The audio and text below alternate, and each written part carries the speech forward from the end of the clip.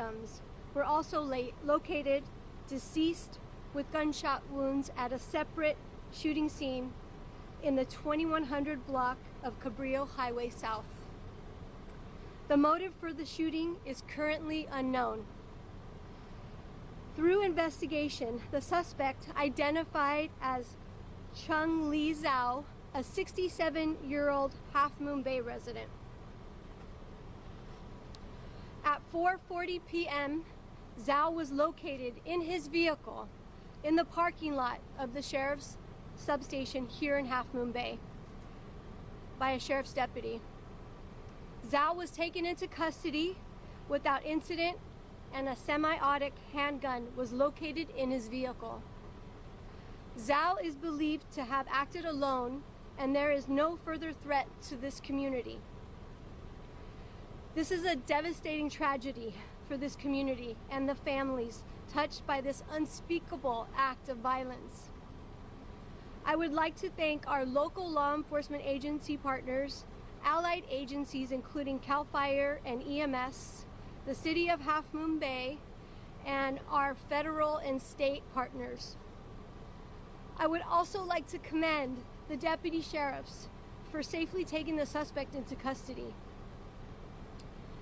I will take questions at the end of this conference. Now I would like to turn it over to San Mateo County Board of Supervisors President David Pine, who would like to say a few words. Thank you, Sheriff Corpus. We grieve tonight for the deceased members of our community. This is a horrific event, one that we would never imagine would occur in San Mateo County. Gun violence in this country is at completely unacceptable levels. It's really hit home tonight. Our hearts are broken. We are deeply grateful for law enforcement for their work this evening. But in the end, there are simply too many guns in this country, and there has to be a change. This is not an acceptable way for modern society to live and conduct its affairs. And we do everything in our power to make those changes. I'd like now to introduce my colleague Ray Mueller, who represents this area on the Board of Supervisors. Thank you, President Pine, and I just first want to start off by thanking our law enforcement officers today for their bravery in apprehending the suspect as quickly as possible. My heart, first off, I just want to say on behalf of the community how much our hearts are broken tonight. There were farm workers affected tonight. There were children on the scene at the incidents. This is a truly heartbreaking tragedy in our community, and it comes on the eve of what happened just obviously yesterday, and then just weeks after natural hazard events, which have really struck this community. So the one thing I want to say out to the people who are out there, who live here, who are watching, is please take advantage of the mental health crisis counseling that is available out there. The amount of stress that's been on this community for weeks is really quite high. If there's people out there who are suffering from this, who are feeling the effects of it, please reach out and get help tonight. You are not alone. We have counseling services available at the IDES Hall here in Half Moon Bay. If you can reach out to us on the county hotline, but we want to make sure that people know that they are not alone and that we are here for you this evening.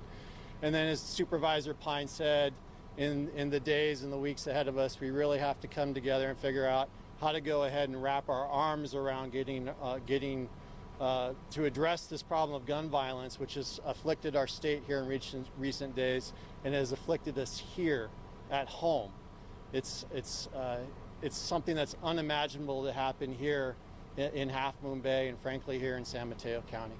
So with that, I'd like to go ahead and introduce you all to my good friends, Half Moon Bay Vice Mayor Joaquin Jimenez.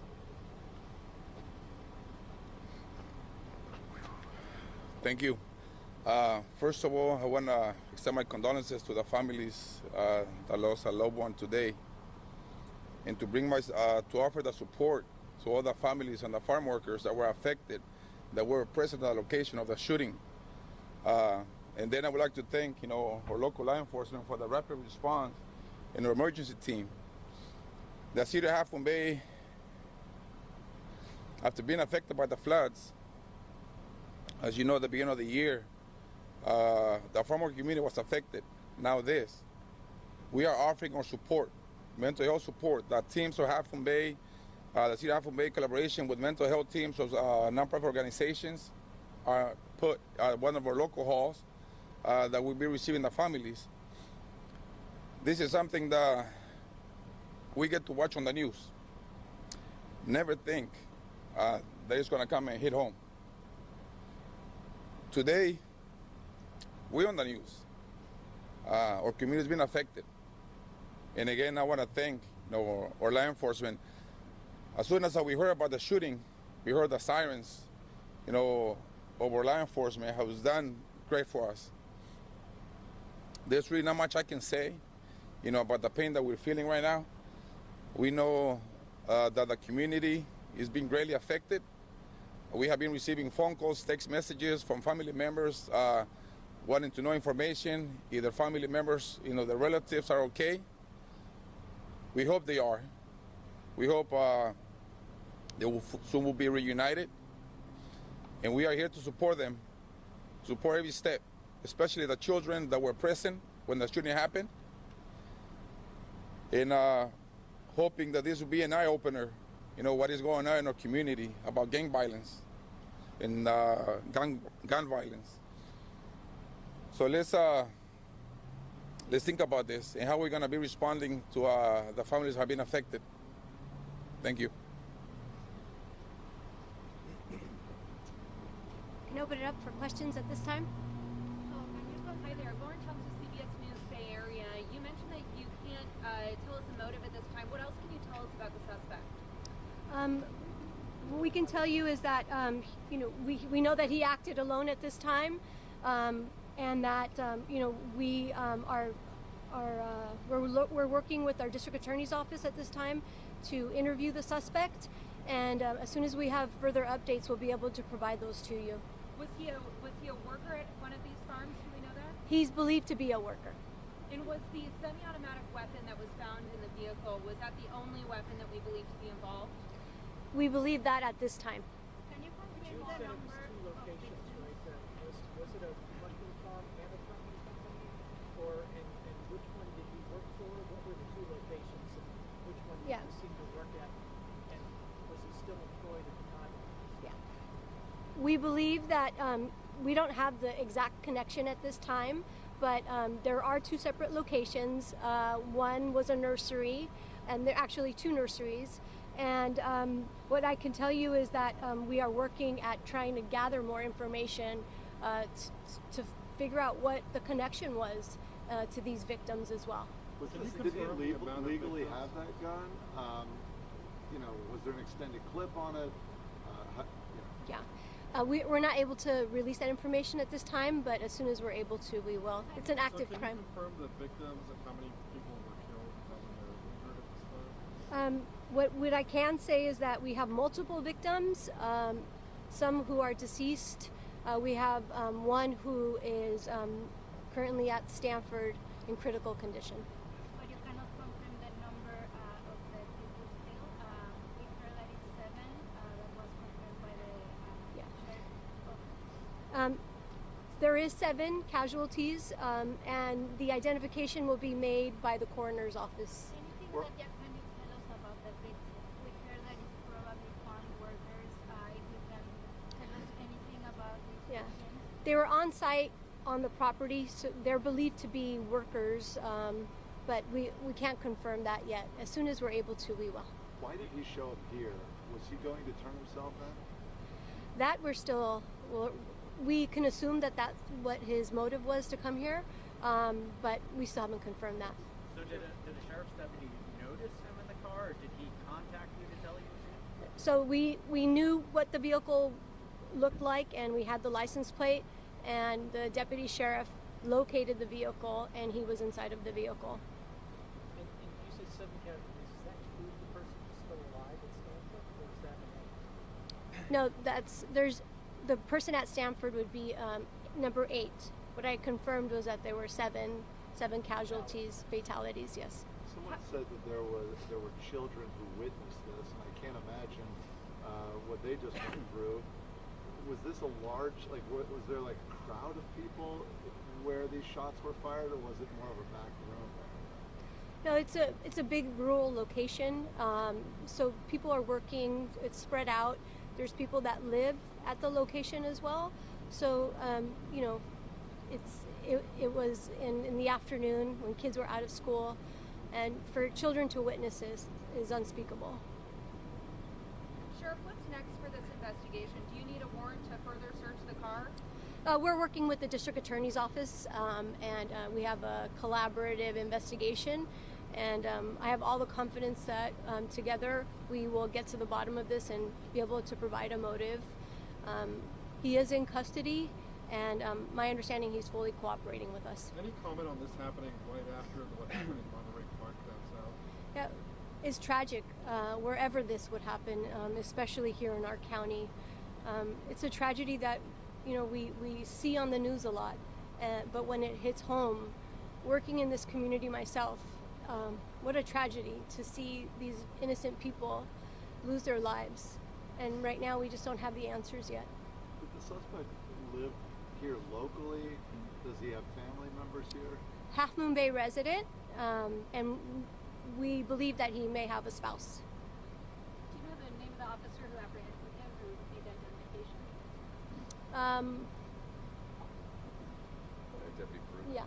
Deputy, his name is Deputy La Perouk. I can get you the spelling of that. Sorry, I'm having a hard time hearing. Can you repeat the name one more time? His Deputy La Perouk. La Perouk. He's the one who left it. He's the one that located the vehicle with the suspect inside of it at the substation. What sort of assistance are federal authorities providing at this moment? The FBI at the scene. The FBI was ready to, deploy all the resources that we don't have here at the local level.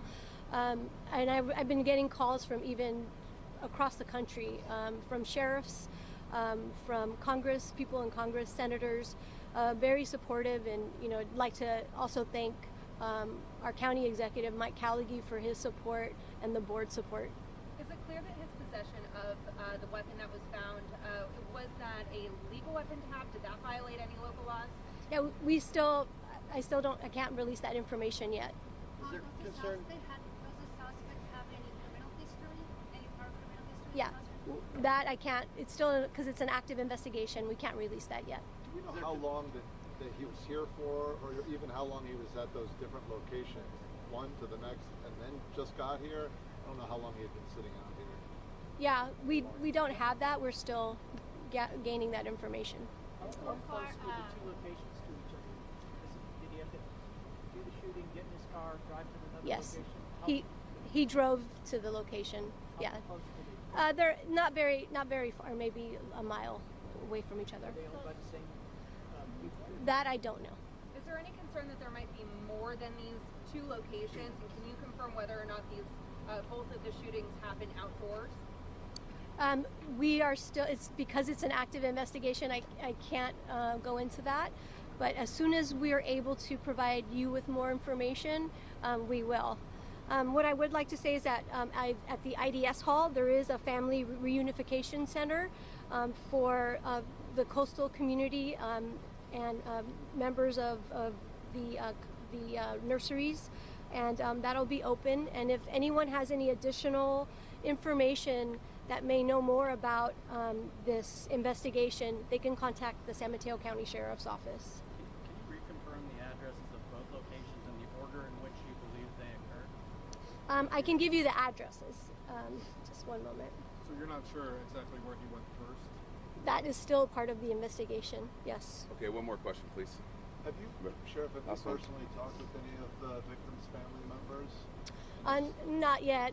We're waiting to ID the victims, and then, but we will be in touch with them. What do you want to say? We all need to heal.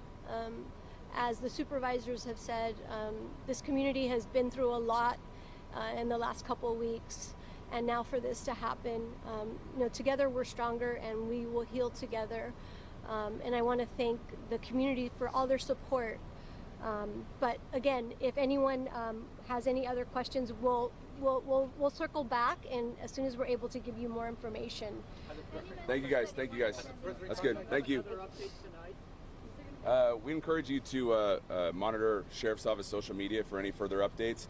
Can't guarantee there will be additional updates tonight. As you know, this is an ongoing investigation, but we will attempt to provide as much detail as we have moving forward. So thank you very much. Any words in Spanish for the... Lauren, you can talk. Sure.